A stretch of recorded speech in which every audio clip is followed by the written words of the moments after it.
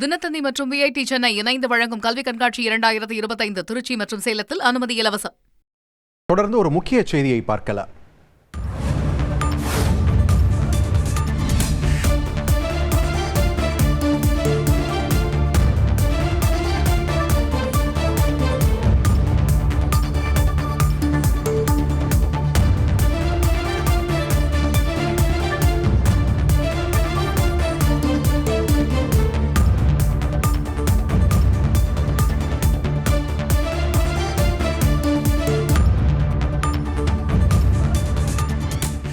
அமைச்சர் செந்தில் பாலாஜிக்கு எதிராக உச்சநீதிமன்றத்தில் விசாரணையில் இருக்கக்கூடிய வழக்கில் தற்பொழுது அவர் தரப்பு வழக்கறிஞர் முகுல் ரோஹத்கி தகவல் ஒன்றை பதிவு செய்திருக்கிறார். செந்தில் பாலாஜி அமைச்சராகவே தொடர்வார் என்று பதிவு செய்யப்பட்டிருக்கிறது. இது தொடர்பான கூடுதல் விவரங்களை வழங்க இணைகிறார் எமது செய்தியாளர் வெங்கடேசன். வெங்கடேசன், வணக்கம். இந்த வழக்கின் முழு பின்னணி என்ன? தற்பொழுது முகுல் ரோஹத்கி தரப்பிலிருந்து வேற என்னென்ன விஷயங்கள் பதிவு செய்யப்பட்டிருக்கிறது உச்சநீதிமன்றத்தில்? விரிவா பதிவு பண்ணுங்க.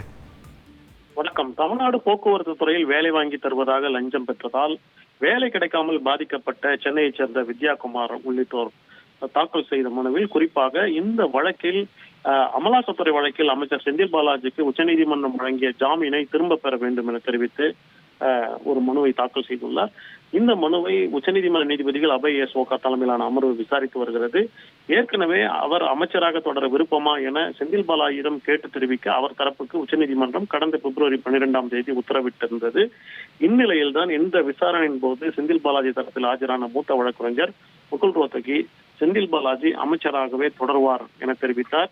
அப்போது நீதிபதிகள் அப்படி என்றால் இந்த விசாரணை தொடர்பாக வாதங்களை முன்வையுங்கள் என தெரிவித்த போது 2 நாட்கள் அவகாசம் தேவை என்றும் பதிலளிக்க முறையாக உத்தரவிடவில்லை என்ற வாதத்தை முன்வைத்த போது இதற்கு கடும் ஆட்சேபம் தெரிவித்த உச்சநீதிமன்ற நீதிபதிகள் இந்த மனு தொடர்பாக ஏற்கனவே வாதங்களை முன்வைத்துவிட்டு பதிலளிக்க உத்தரவிடவில்லை என்ற வாதத்தை ஏற்க முடியாது என்றும் இது உச்சநீதிமன்றத்தை அவமதிப்பது போன்றது என்றும் இந்நேரம் பதில் மனு தாக்கல் செய்திருக்க வேண்டும் என்றும் தெரிவித்தனர்.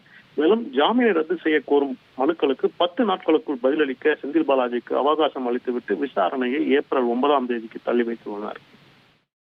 நன்றி வெங்கடேசன், உங்களுடைய விரிவான தகவல்களுக்கு. தினத்தந்தி மற்றும் விஐடி சென்னை இணைந்து வழங்கும் கல்வி கண்காட்சி 2025 திருச்சி மற்றும் சேலத்தில் அனுமதி இலவசம்.